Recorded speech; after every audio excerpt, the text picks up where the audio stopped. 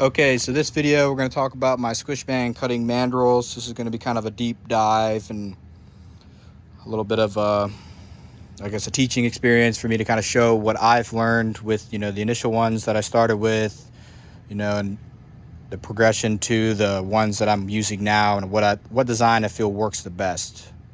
So first, let's talk about the material I'm using. This is a 6061 aluminum extrusion. It's pretty cheap. I get it on eBay from a seller that I forget their name, but ships from Radford, Virginia. They seem to have the cheapest prices and all kinds of round stock for, lathes. So that's what I'm using. So let's get started with my first mandrel I made. This is a 52 millimeter. This was from my Farmer Tech 440, 460 hybrid. This one has a pretty steep angle. I didn't know what I was doing. I just watched a couple videos of other people using these mandrels. So I just kind of looked at the videos and then just guessed about what I thought was going to work. So the first thing is, unless you have a bottom tap, you need to go a little bit beyond, just drilling through here so that you can thread all the way through for your set screw. That's the first thing. The second thing is, this one I actually used a little Allen head bolt. That's not a good idea. Just use a set screw. I'm using a 1/4 set screw because this material is pretty soft and I didn't want to risk breaking a tap and then basically having to start over, because it's pretty difficult to get a tap out of aluminum with just your basic tools. So this is the first one, pretty steep angle. The steep angle means that the cutter is going to be more aggressive. And the more aggressive the cutter is, the more wavy that your cylinder is going to be. This is the only cylinder I have off, and you can hopefully kind of see some of the waviness that's in there. So the more wavy it is, it just looks bad in my opinion, and then you're going to have to come back and sand it, and it's going to be harder to identify the high and the low spots with your sanding mandrel. So I recommend using more of an upright cutter. This is, I don't know what this angle is, but you just got to kind of eyeball that. But less aggressive angle, smoother cut. That's the first thing. The second thing is, the first one I only did one set screw. That's not a good idea. You want to do 2 set screws, because for me it was difficult to get this angle here that the cutter sits in at, and then the angle that your set screws are holding at exactly 90. If it's not a perfect 90, when you screw that single set screw in, it's going to make the cutter want to walk. And what you need to be precise about here is this outer edge of this cutter, because when you set this up, you want this outer edge to be slightly past the edge of your mandrel, so that you ensure that you're getting to the outside edge of the piston, right?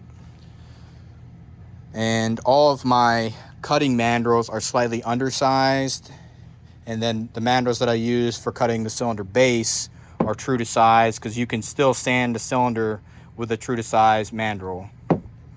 And then having a little bit of sandpaper on the top here with a screw holding it keeps the cylinder from turning when you're cutting the base. It's kind of a dual purpose thing there. The next thing is, when I make these mandrels, I always face both sides. I face this side and the other side, so when I want to put the mandrel back in the lathe in the future, I know that it's it's going to be real easy for me to get it back to true when I want to do another cylinder in the future. That's just a good practice my friend's granddad showed me, and it's real easy to do when you're when you're starting a new mandrel. So you gotta have 2 set screws in my opinion. Let's go over the profile of my cutters. So this is a HSS 1/4 by 1/2 inch cutter. I have it sitting slightly above, so you don't have to do some type of recess like this for the shavings to have room to sit. So this one I actually did backwards when I really didn't know what I was doing. I actually did it backwards, but I was able to save this one and then just run this cutter this way and turn the cylinder this way. But I cut this other side here because I only wanted to cut on one side.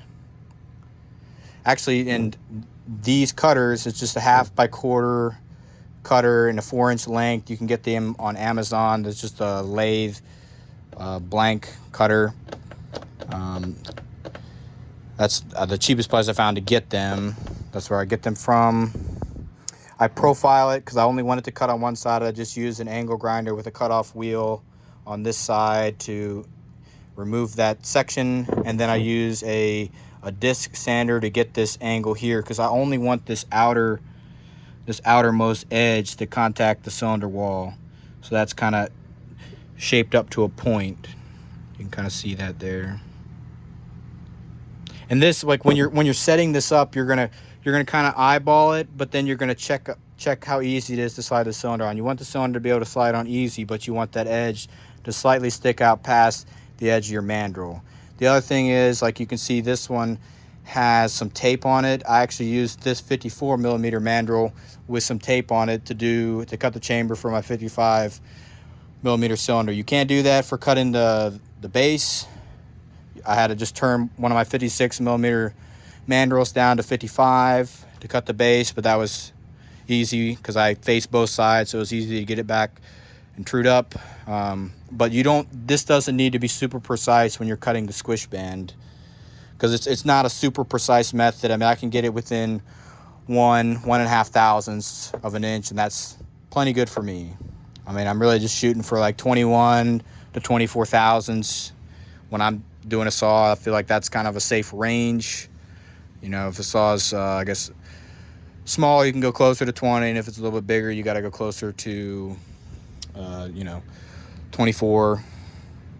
My 880 is actually like 28,000, somewhere around there. That's just kind of where it ended up. Actually took a little bit too much out of the chambers. So next, why do I use the sanding mandrel? Because especially when you're doing cylinders that are oblong shape, the combustion chamber is kind of an oblong shape, you need to have a sanding mandrel to kind of verify that you've hit all the highs, hit all the high spots, so you don't have like one spot that's below 20 thousandths where you're not going to be able to see that unless you have a sanding mandrel and you come in here and you just draw with a Sharpie, kind of color the area that you've removed in, and then you run it on your sanding mandrel to verify that it's all pretty smooth. What I do is I get to about 5 thousandths within the range that I want to end up at, because by that time it's probably not it's not flat at the top of the chamber. So then I'll sand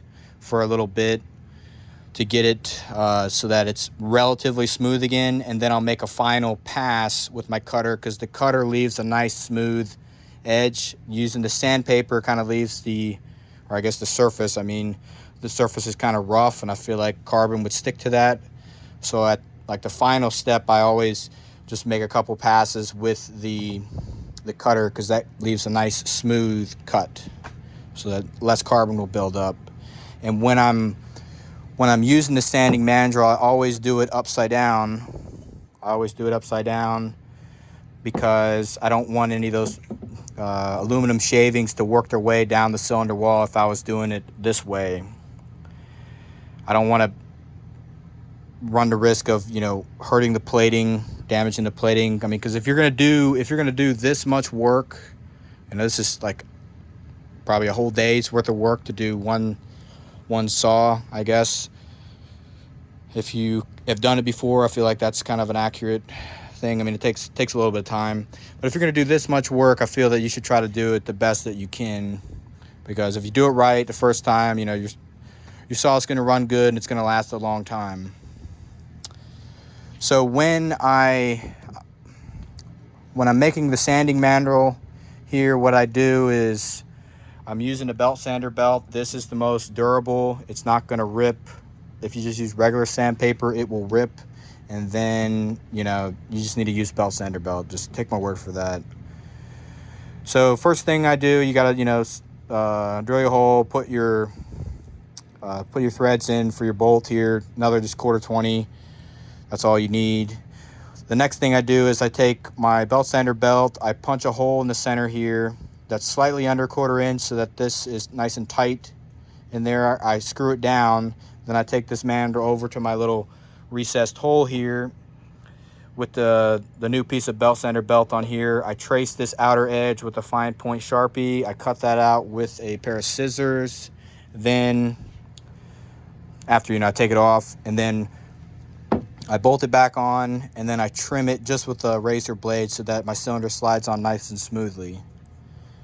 That's how I'm doing that. I guess lastly here, I'll show you kind of how I did my 500i. This saw is my new favorite saw to run. There it is right there. So the way I did the 500i, this is the piston that's in there. I just have 2 of them.